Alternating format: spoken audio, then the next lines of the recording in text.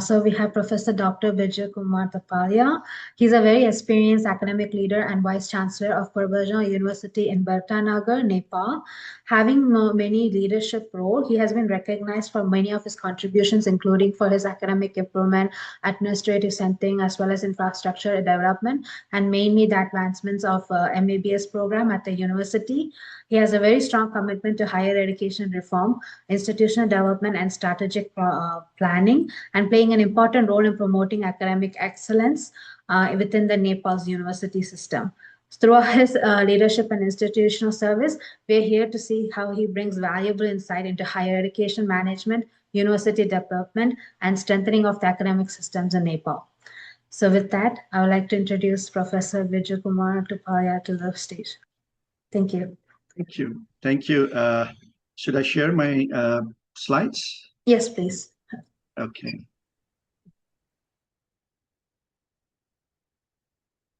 Okay. Do you see it? Yes. I think now you see it. Yes, we see it. Is it in the slide mode now? Yes, now we can see it. Yes.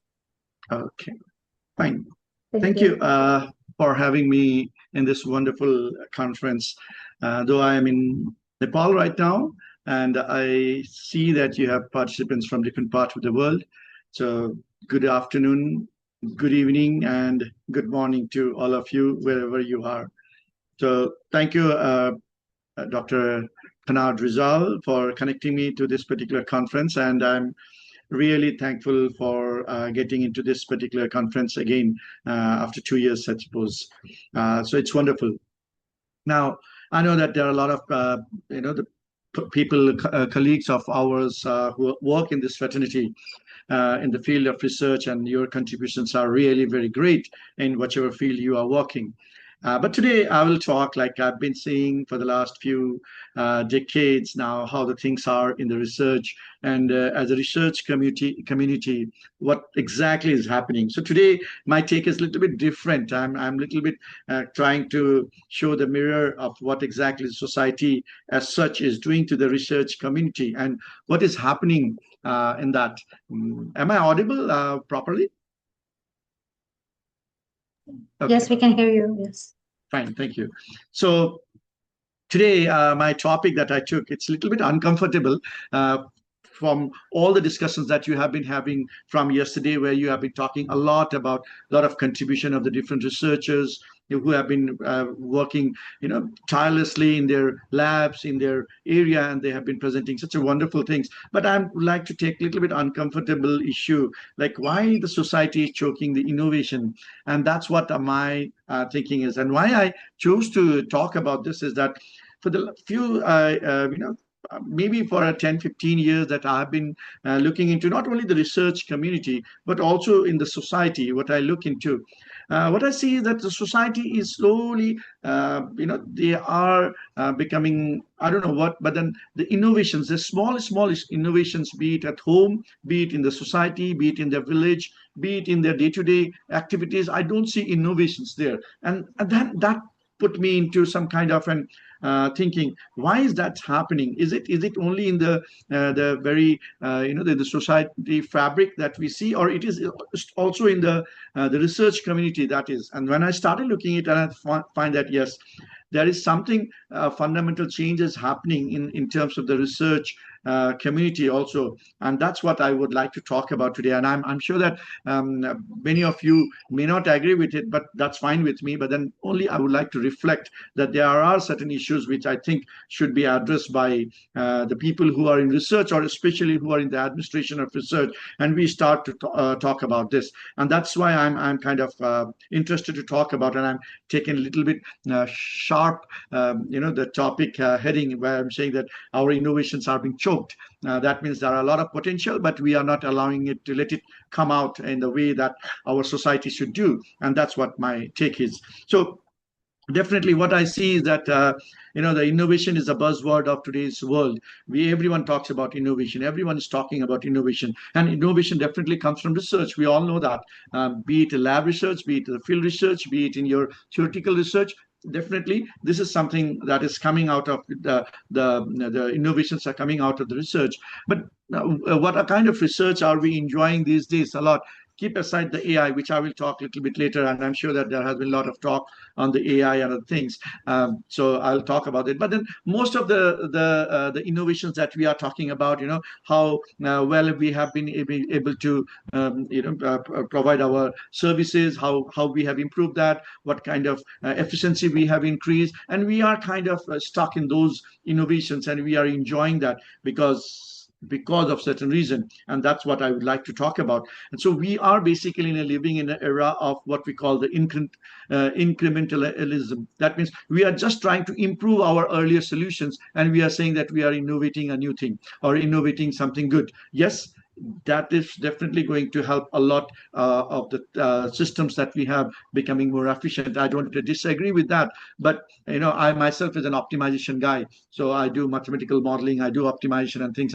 And we take a lot of pride in saying that, oh, my algorithm has helped improve the result by so many percentage, or it has given the efficiency to the organization by this many percentage. So we are very happy with that. But then I started reflecting, is it really a kind of innovation that our society is looking for? And that's where I started questioning myself and my community. And then I realized that it is not the capabilities of our researchers that is having a problem. The problem is in the system. And that is what is creating the choking that I would like to talk. So today I will do the presentation in 2 points of view. Like today I'll talk about the choking, why the choking is happening. And the second part, I would like to see, compare it maybe 200, 300 years back and see what was the situation then in the research community and today's research community. Are we on the same? And what are the changes that we have happened? And is there any reason for those changes for choking this innovations that we are thinking of? So this is what, and I'm definitely truly saying that the true innovation is terrifyingly inefficient. That means we are not seeing a very true innovations. Again, I'm using harsh words. Maybe some may have objection to it. We can have a discussion later. But let's move further. The innovation is chokehold. So the present era, I would like to talk about the present era in the first system. What I see is that the hands which are choking the innovations, the throat of innovation is definitely the bureaucracy. I think most of our researchers, the scientists, we are drowning them in red tape by asking them to prepare proposal which will be accepted by the grants people who will be providing the fund. We are asking them to provide report every 3 months saying that what have you achieved in last 3 months? What have you achieved in last 6 months? What will be the achievement after 2 years? So these are the things that we are bombarding with our researchers with, and they are all, and I'm sure that many of you who are doing research, and I'm sure that there are many people who are in the early stage of the research, and maybe there are people who are quite experienced in the research community. So you will always find that you may empathize on the things that I'm trying to say it here. And I can see that she is also laughing here, thinking that maybe this is something that she agrees with. So the bureaucracy, I will say that 50% of our researcher time is consumed on preparing a very successful proposal or trying to adhere to the report that system that they asked for, and we are looking into that. So this is something really very, very important for us to understand, that bureaucracy is something which is creating the choking of our innovation that is coming out. Another thing is basically the cultural fear also. Every institution, be it university, I myself lead an university. When I want to fund any researchers, I would like to ask, what will be the outcome of this? Will you be able to prepare 2 or 3 good paper out of it? Will there be the kind of anything that is of tangible? So these are the things that is something we are looking into, and we are basically becoming very, very intolerant to the failure. Okay, so that is what, and we have we have traded it kind of our things for the safety. We look for the safety. Failure is almost like a liability. No one can fail kind of things. So that's why when we ask or when we give grants, we always like to see their portfolios, how many research they have published, what kind of credentials do they have. And definitely what happened is that maybe we are taking away the people who are really innovators in that process of selection. And as a result, we are not maybe getting the good innovators which were. I will compare it and then we'll see what I'm talking here. So the fear that we have, that whether the things that we are doing will create any success or not. And that is because of the commercialization also. I think we are so much commercialized our research that that every university or the research institutions, they have too much interest on what return on investment, how much I'm going to get in this investment that I'm doing in the research. So this is something that we have made a kind of an target. In 90 days, what will your achievement? In 3 months, in 1 year, 2 years, how much it is? So what I think is that too much of commercialization, because there are the agencies that are putting a lot of monies who only look into the success that they will get with that particular kind of investment, and that is something is choking. So if continuing with this, definitely there are certain regulatory paralysis also there. There are so many do's and don't even before you try out new things, so that regulatory bodies creates a lot of hindrance, and that is killing a lot of innovations. We will see some of the examples here today. And of course, as I said, we talked a little bit earlier also that our society, the cultural aspect has come into as an act, as an institutional inertia of having not disrupting a lot of things. We would like to have a conformity. If I've invested so much of money in my research, I need to have so many of outputs. So that kind of things. And today we only try to select the best of the best researchers, and as a result, what we have become very hyper specialist. We need to have so many publications, so many their credentials that they need to prove even before we put a single penny on his or her research, and that is something very, very difficult. And any research today we think of, it's kind of the labs are very expensive, and all those things has created a lot of a kind of an hindrance, I will say, a kind of a large scale your barrier for many of the researchers who don't have those kind of things. So that's creating something very, very stressful, I will say. So this is something that I really wanted to talk about, and definitely this is what we have come to a kind of an incremental refinement, and that is what we call as our research now. So this is something that is happening. So what has been the golden age of unshackled innovations? Let me talk about the bygone eras, which I will be talking about the last 300 years in the 17th, 18th, 19th century. What has happened then? So what is the difference there and now? So that will give us an idea what exactly is happening. So let's take an example of Michael Faraday.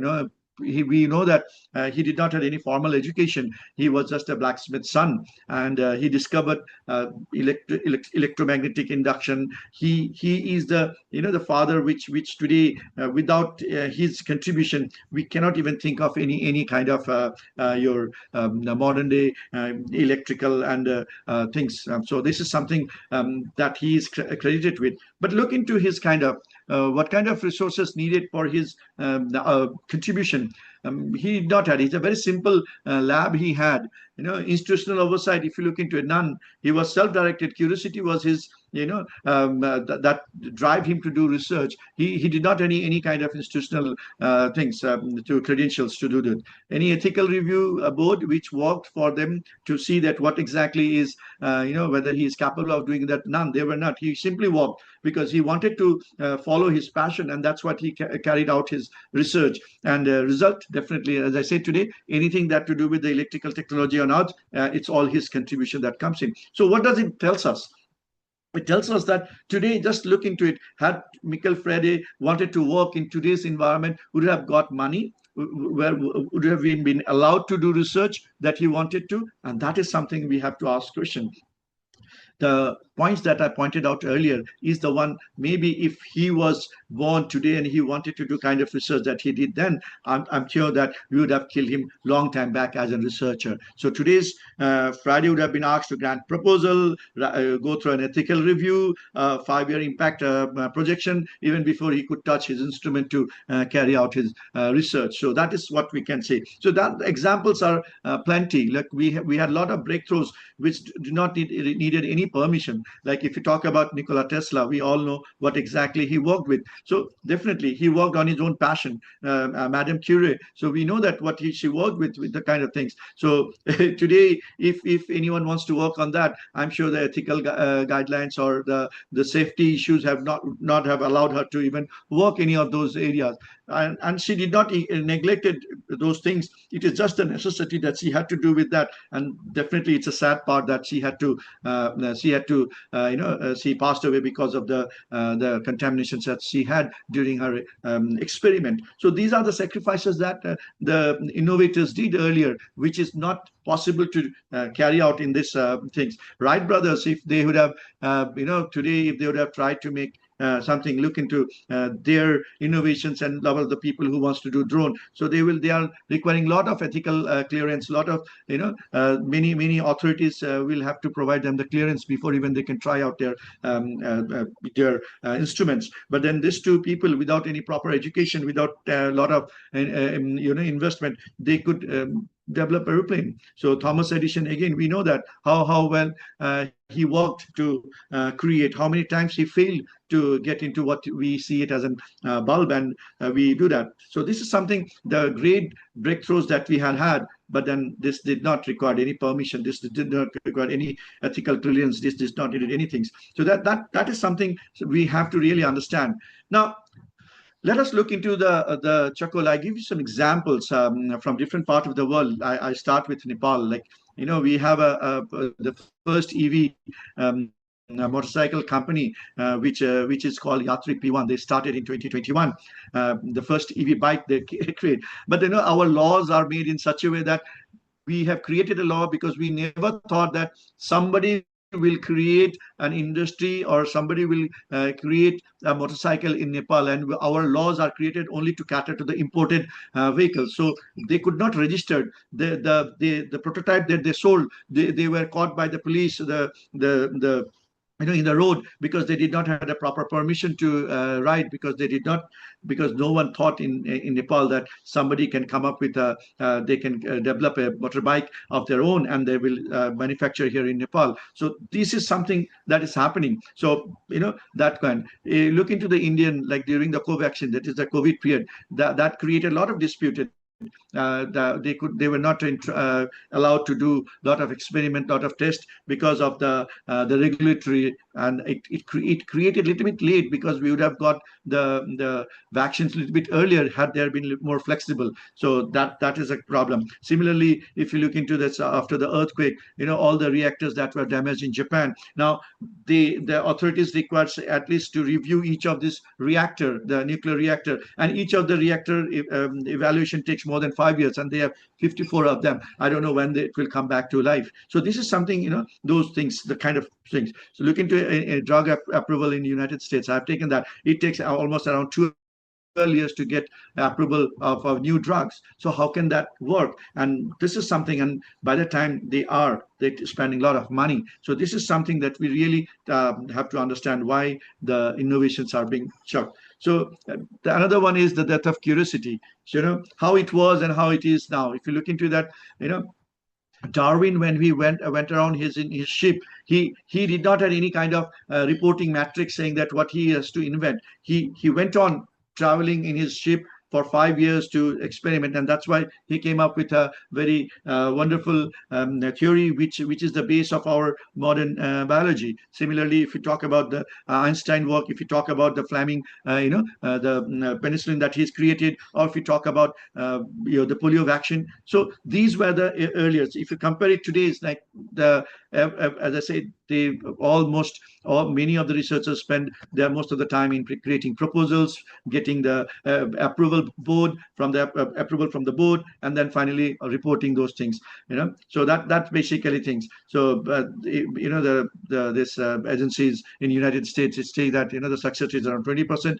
Scientists spend around 45% of the time writing proposal, not researching. So high risk, paradigm breaking work is systematically defunded as too speculative. No one is ready to invest on all those things.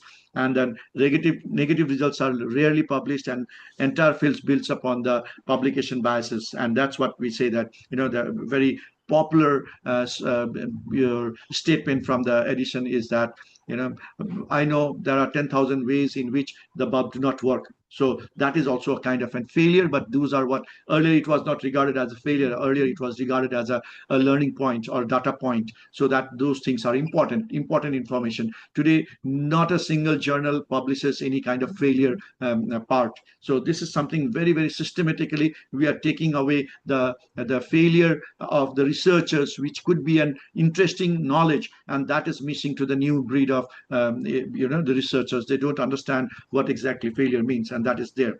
So this is something we talk about, how the failures has always been so successful in the later years. If you talk about some of those important here, I don't want to talk about it all detail, but we understand that how each of those failures were taken in a different way earlier, and how that has become the base of that particular area. That our also, I say that NASA could have done it, but SpaceX did it even after three explode of the Falcon. They went on to become successful, but then it is said that if it is just because of private organization. But I have another opinion saying that SpaceX really wanted to recover the lost money that they have, so they wanted to have successful. So that's why they went on to doing it.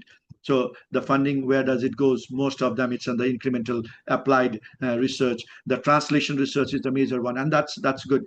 So the basic science is translated into the application part. The basic science, high risk. If you see the more one, the speculative ones, the high risk exploratory research, they are very less amount of research that are being approved. And this is the data from the United States, which talks about this. So definitely there is some kind of systematical way of focusing on the research which are incremental type, which are transnational type, and that is something is very danger for us to find solutions to the problem in the society, for which the mankind is looking towards towards the researchers. Will they be able to find solution to it? And I doubt, with the kind of systems that we have right now, that we will be able to find innovation in those areas.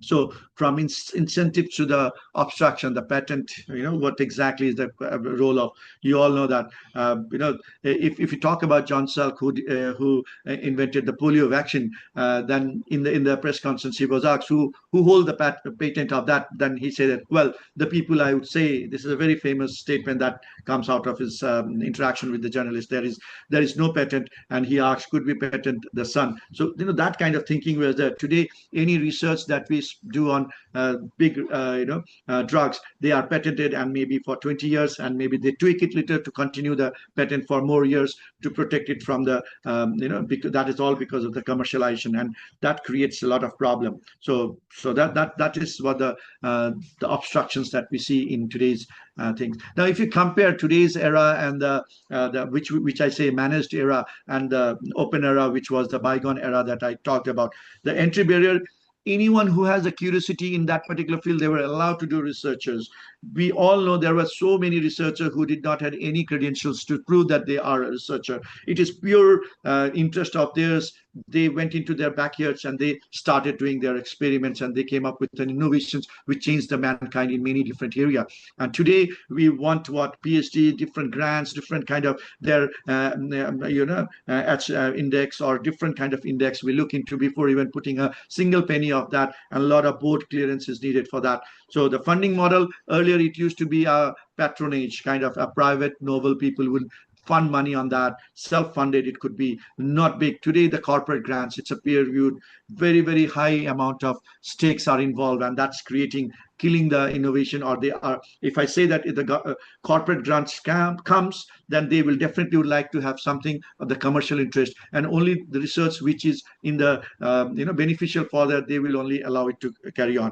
So failure tolerance was expected. They were bound to accept the failures, but not now. It is, if you are failing, you are X'd, you are out of that research altogether. The timeline horizon today, as I said, we are all going with the financial statement. So 90-day cycle, or 2 years, 3 years, 5 years to max when the funds are given. But earlier, if you want to have a true innovations, then that is a lifetime, I will say. The investment is for lifetime. And that is something very important. Publication, we all know what exactly it talks about. Regulatory overhead, too many regulatory bodies now, even to start a new innovation, new research that you would like to do, experiment. There are not many. Of course, it is all, we understand this is for the safety, but if we give too much focus on safety, then we will definitely lose out the innovation that we had earlier days where there was none or minimum.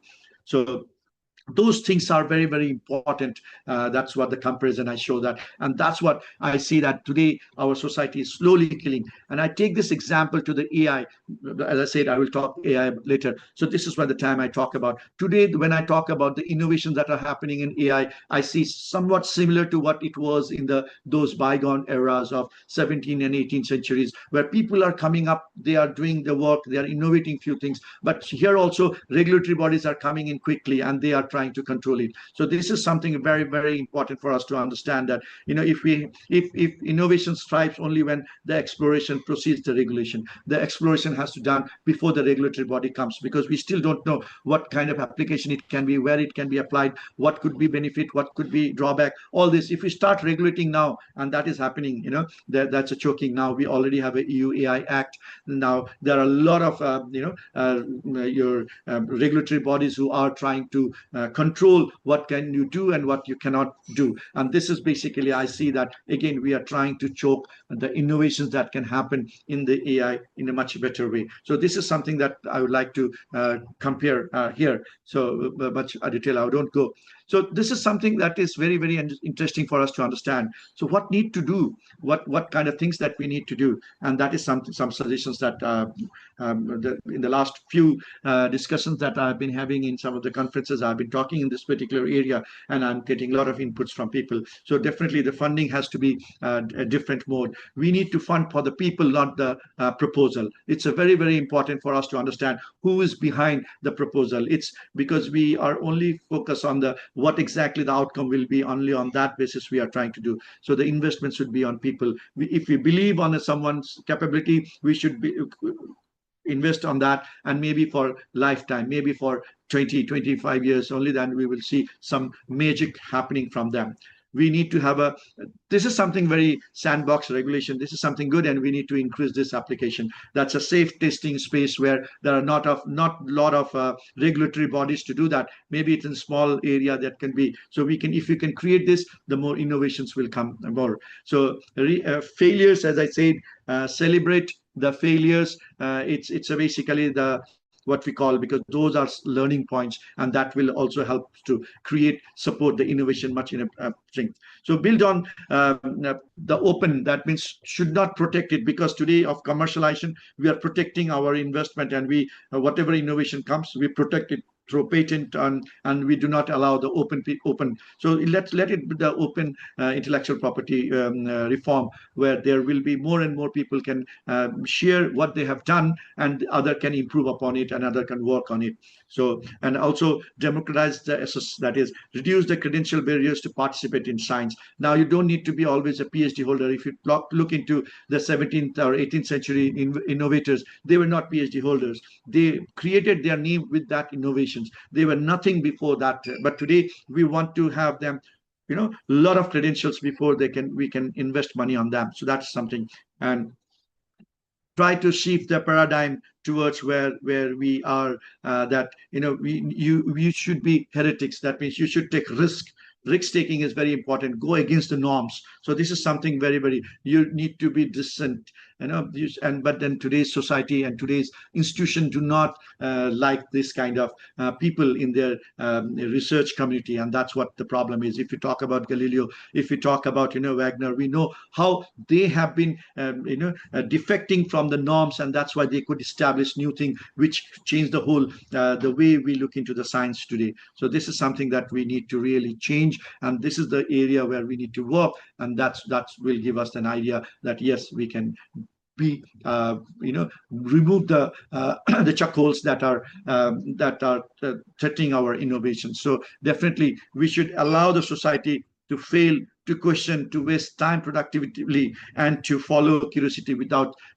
justification. Then only I think we will be able to allow the free flow of innovations. And I'm sure that it's a choice that we are having, the choking the throat of innovation, and we need to losing it. And that's what with note. And I'm sure that I'm not giving a big solution to here. I'm not giving anything, but I'm just creating a thought where each and every researchers, each and every administrator of researchers should think in it, because this is the forum that I think, international forum, where I think I should talk about this, and we should be champion on this discussion. Thank you very much for listening to me. And I know there will be a lot of questions in your mind, if not today to discuss, but in any forum that you will be, so try to talk on this direction and see what good we can bring to the innovative world, where we can unleash the capabilities of this young researchers. Thank you very much for listening to me, and that's what my presentation is all about. Thank you.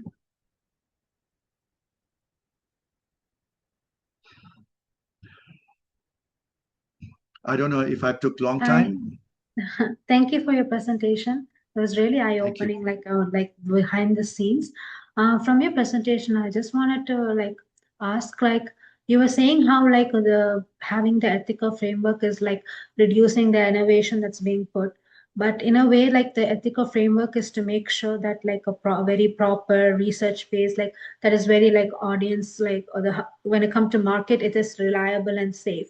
So would you suggest like completely remove the framework, or is it if there's some type of modulation, government regulation to include like they do have, despite failure they give a second chance or something, then would you suggest like the framework is okay to go work, or are you suggesting that you don't like this ethical framework at all, or are you saying like with the modified ethical framework it is beneficial?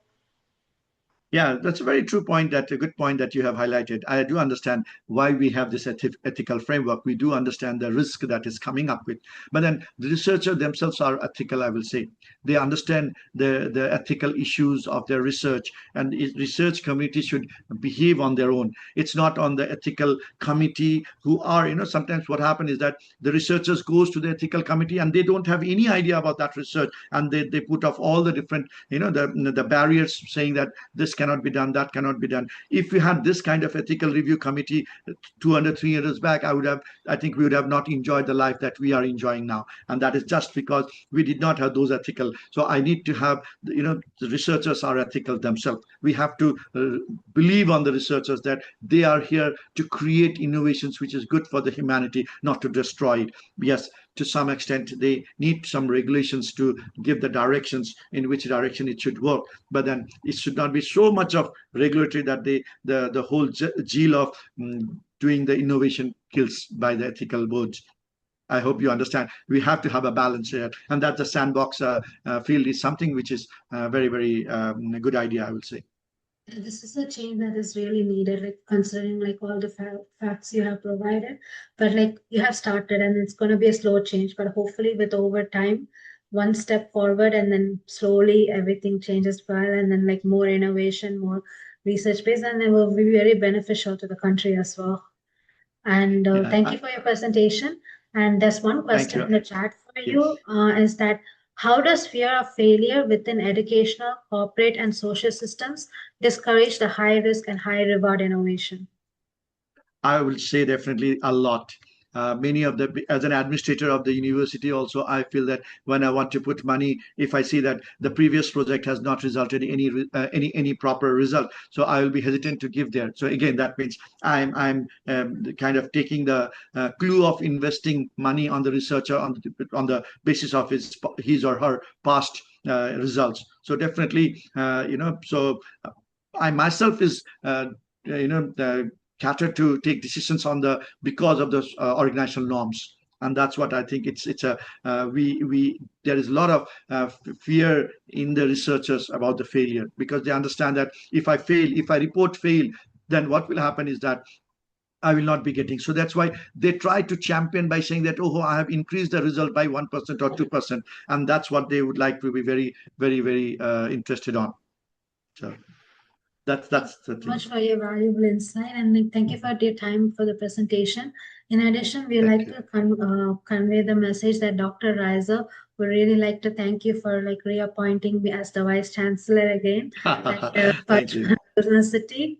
We are very proud of you, and hope like we Thank you can very see much. you. Just want to inform that I am just a custodian till the next appointee. So, okay. Anyway, thank Yes, you very much, Rizal. congratulations. Thank you. Thank you very much.